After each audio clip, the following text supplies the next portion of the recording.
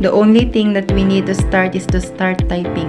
So how can you do the typings is basically choose either of the cell in which you want to type. So I am typing cell A1 and I am typing, let's say that this month, which is January. Now in order to shift from the cell and go to cell A1 to cell A2, we need to press enter. If you want to shift from cell A1 to cell B1, press shift. So the idea here is that after you have typed the content, you can press shift. To move from left to right, you can press enter. To move from top to bottom. So this is how you can do your basic data entry. Let's say if there is something mistake which you may have done in your text. Let's say instead of February, this is spelling that you have typed this February. So if you want to correct this spelling, you can do couple of things. One is you can see that February is visible here. So you can check the spelling here and press enter. Either ways, you can double click and move inside the cell and do the data entry. Another approach, which is the shortcut, is just press F2 so that you can go inside the cell. So I'm pressing F2. To move inside the cell in order to do any editing within the cell. So this is very basic editing function. Now let's type name. Once we press enter, we go one cell down from number D2 to cell number D3. Now let us look at some other Excel functionalities.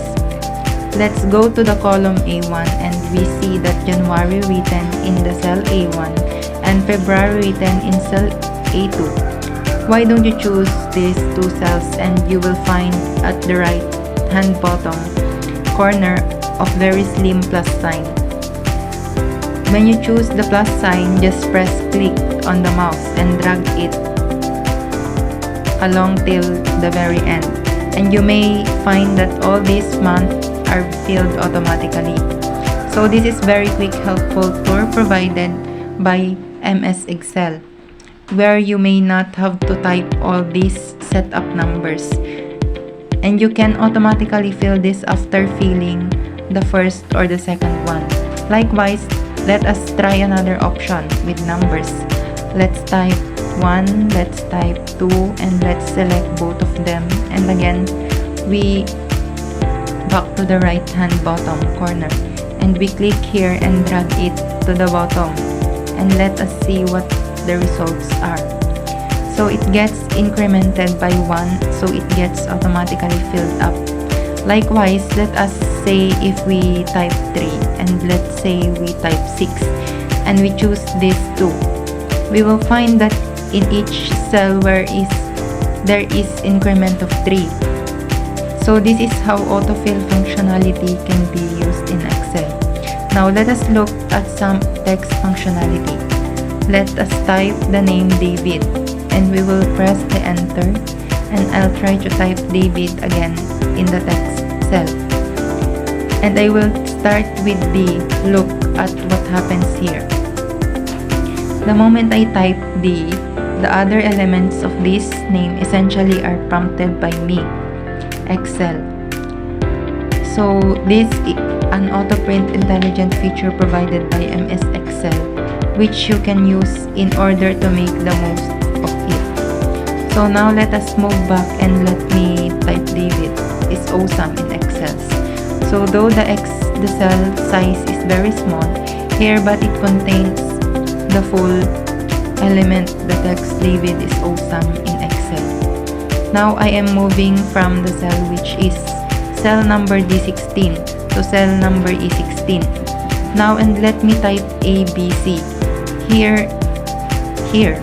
Now the moment I type ABC, you may see that, or you may observe that the whole sentence David is awesome in Excel is not visible.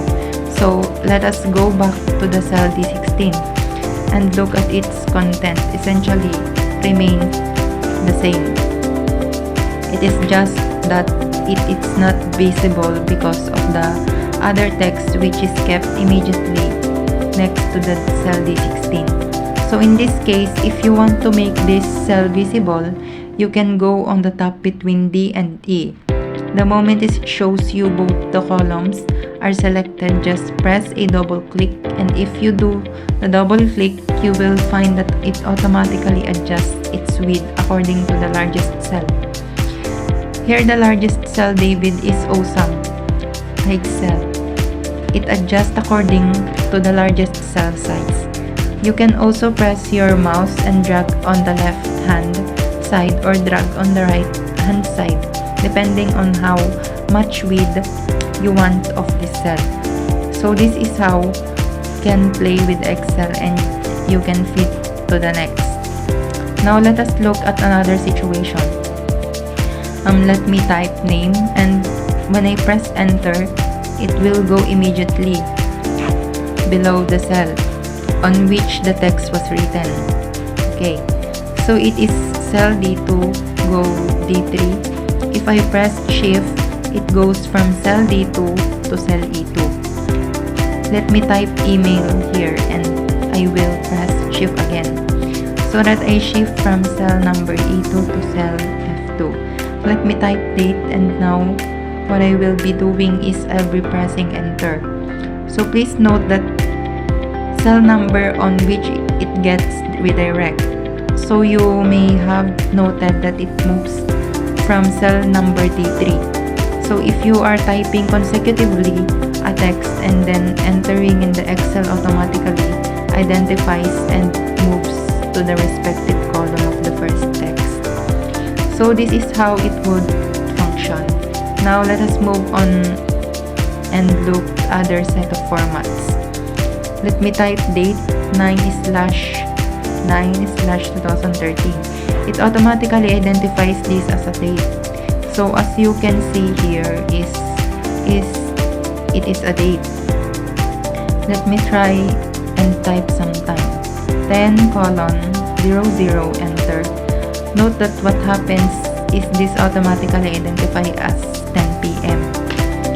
Okay, so this is the date and time. Likewise, if I write a number within parentheses, let us say bracket open and 850 and bracket close, this comes out to be -50. So Excel identifies these brackets as a negative number. Let us try and type a fraction. 2 1/4. This basically 2.25. And let me press and enter. So when you see here, you will find this easy fraction, but when you look at the what value is stored, it's basically 2.25. Let me write a fraction and see what happens. Let us type 19 and this comes as 9 January. So note that if you are typing these fractions, it is by default taken as a date. So in order to write a fraction, you will have to include 0 in front of the fraction and then type 1/8, or whichever fraction you are looking out for. Then it stores the fraction number in final value.